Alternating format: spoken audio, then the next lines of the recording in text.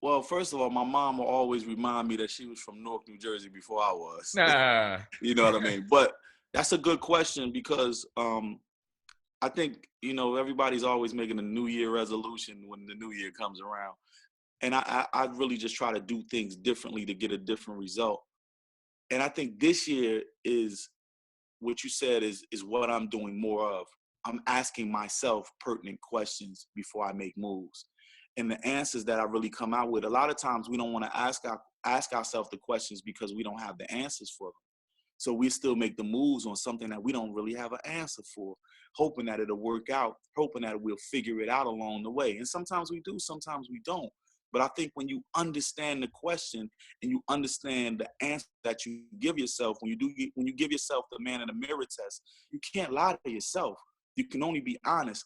So with that being said, there was a point. I think it's been an accumulation of living life, making a lot of mistakes, and not being happy with the results in my community, So when you're not happy with something, you have to figure out, how do I help foster change?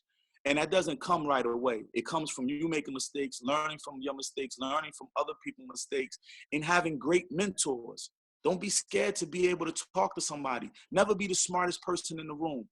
I never want to be the smartest person in the room, ever. Why I not? don't want to be, because the smartest person in the room, you can't never tell them nothing.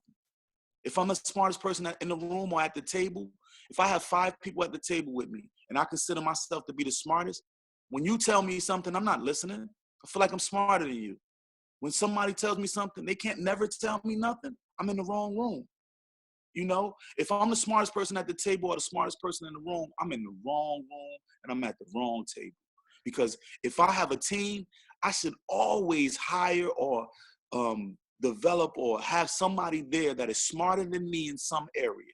That's how a team is going to move. Let's take sports. The point guard should be the smartest point guard on the team if he's starting. Center and everything, every other position. But if the point guard thinks he's smarter than the center at the center's position, then he's on the wrong team. Mm.